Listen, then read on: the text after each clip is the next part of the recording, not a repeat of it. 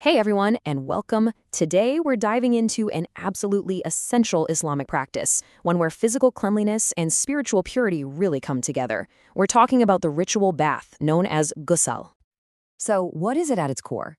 Well, ghusl is a really simple but profound act. The whole goal is to get clean water to cover every single part of your body. You can almost think of it as a complete and total spiritual reset button. So here's our roadmap for this explainer. We're going to cover when ghusl is an absolute must, the core steps you have to do, the recommended way to do it, and its role during special occasions. Okay, so what actually triggers the need for ghusl? I mean, what are the specific situations that make it a requirement? Let's take a look. The reasons for doing ghusl kind of fall into two buckets. Some are for both men and women, like after sexual intercourse, and then there are others that are specific to women, like when menstruation or post-childbirth bleeding ends. And this quote from a prophetic tradition gives us a really important clarification. It makes it crystal clear that the act of intercourse itself is what makes ghusl necessary for both partners. It doesn't matter if ejaculation happens or not. All right, now let's get into the how-to. What are the absolute core, non-negotiable steps you need to perform for your ghusl to be valid? It really all boils down to these three fundamental pillars. If you do these three things and you have the right intention, your ghusl is done. It's that straightforward. You rinse your mouth, you rinse your nose, and you wash your entire body. Now that third step, that one requires some serious attention to detail. It's not just about standing under a shower and letting water run over you. The key is complete coverage. That means the water has to get through all of your hair, even a thick beard, and actually reach the skin underneath. Okay, so we've covered the bare essentials, but beyond that, there's a recommended method, a way to elevate the practice from just fulfilling an obligation to a more complete, mindful, spiritual act. This method follows the prophetic practice, or sunnah, and it adds a bit more detail.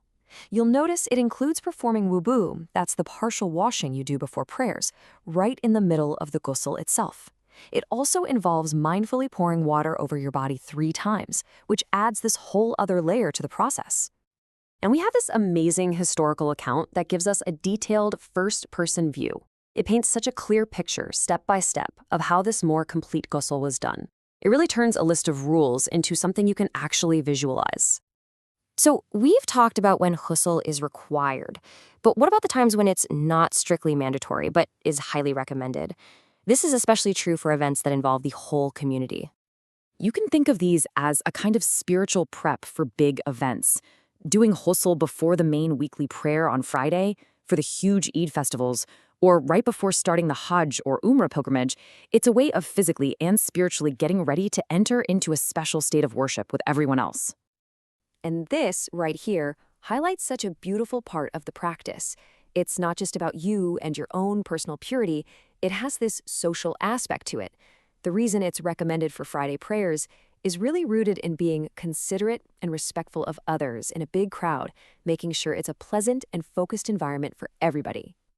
So to really get the full picture, it helps to see how ghusl stacks up against the other main form of ritual washing in Islam. This chart puts it all side by side perfectly. Ghusl is the major purification, right? It's the full body reset needed after those big events. Wudu, on the other hand, is the minor purification. It's a more frequent washing of just specific parts, face, hands, arms, feet, that you do, for example, before each of the daily prayers. All right, so let's do a quick recap. The key things to remember are, ghusl is a full-body ritual purification. It has 3 core must-do steps. It's required after certain major events, but there's also a more detailed recommended way to do it. And it's also a great way to spiritually prepare for important community events like Friday prayers and festivals. And that brings us to our final thought for today. We've seen that ghusl has clear rules and really practical reasons behind it. But that leaves us with a bigger question to think about. Beyond all the rules, how does this physical act of washing actually connect to a deeper, internal sense of spiritual focus, of renewal and well-being in your daily life?